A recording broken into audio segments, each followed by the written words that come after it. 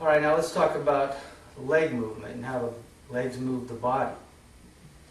And we have hip bones in here, and the leg is connected in this socket. Now here, the bones connect from the hip to this, the muscles connect from the bone, these two bones, right, to make the legs move. And then there's muscles that go from here to here. So this would be proximal and distal, proximal, distal. So this is moving from here to here. This movement is going from there to there. So it's only, this guy can't move unless there's a contraction someplace and some sort of resisting force to make the free end move. The one of least resistance is the one that moves.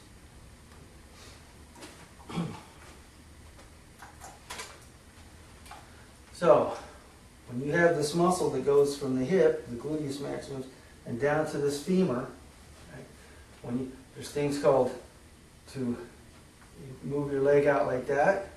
You can move your leg this way. So that's to extend it or abduct it.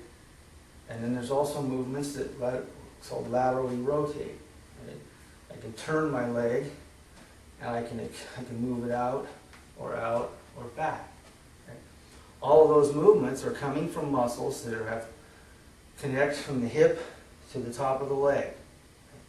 There's a bunch of muscles that are all at different angles and different lengths and at different attachment points so that you get all of this different movement.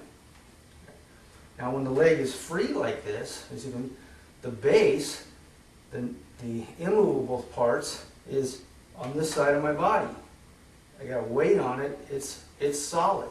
So when the contractions happen, the leg can move around because it's free. Okay? So this leg is free and it's moving, the resistance is on the other side. So now if I want the leg to move, the muscle contracts, the leg goes out. Now that movement right there, you can use the same muscle now, just so we're doing with the push up against the wall, either push out with no wall or push with a wall. This is the no wall movement. Now that same contraction, when I put weight over here and contract this, it now moves the body, right? Because the leg isn't free anymore. My foot is now solidly planted, got weight, so the resistance is in here. It can't resist, it can't move. There's no friction, there's friction here.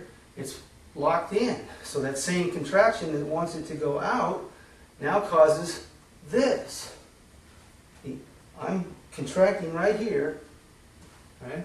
So the abduction, that's called, using this muscle, is moving my body. Right. So now I can stand here like this, and we talked about laterally rotating. Right? When I take this movement to spin my leg, my foot, if I now put weight on it, since I'm not on ice, I can't make it laterally rotate my foot. So the same movement does this. This causes this. Right? Yes, it is muscles in the upper hip. Like some people talk about that's where you turn from. They're saying that this is doing it. Right? Now, I can get on the other side and I can laterally rotate this way instead of this way. When I try to make my toe go that way, my hip goes this way. Equal and opposite reactions. When I go this way, I try to move my toe that way, my hip goes this way. I'm now over here. The contraction is pulling me around like a gate. Okay? Now, how does it do that?